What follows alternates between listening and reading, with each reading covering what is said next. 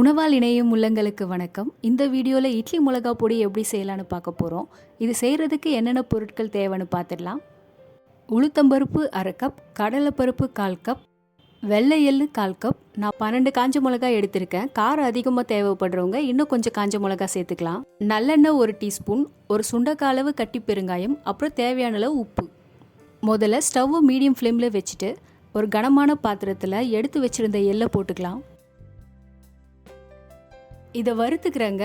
எள்ளு பொரிஞ்சு பொன்னிறமாக ஆகணும். இப்போ இதை ஒரு தட்டில் போட்டுக்கலாம். அடுத்து கடலைப்பருப்பு போட்டுக்கிறேன்.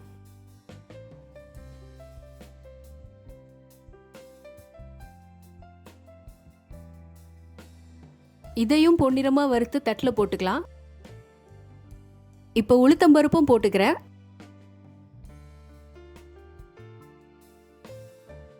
இது ப்ரௌன் கலராக மாறி நல்லா வாசனை வருங்க. அப்போ எடுத்துடலாம்.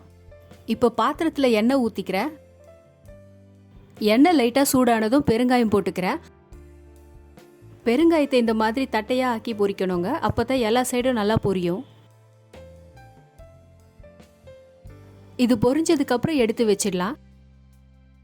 அதே எண்ணெயில் காஞ்ச மிளகா போட்டுக்கிறேன். காஞ்ச மிளகாவோட காம்பெல்லாம் கட் பண்ணிட்டு போட்டிருக்கேங்க.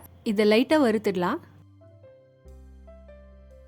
இப்போ இதெல்லாம் சூடு ஆறுனதுக்கப்புறம் ஒரு மிக்சி ஜாரில் நாம் வறுத்த காஞ்ச மிளகா, பெருங்காயம், தேவையான அளவு உப்பு போட்டு நல்லா பவுடராக இந்த மாதிரி அரைச்சிக்கலாம்.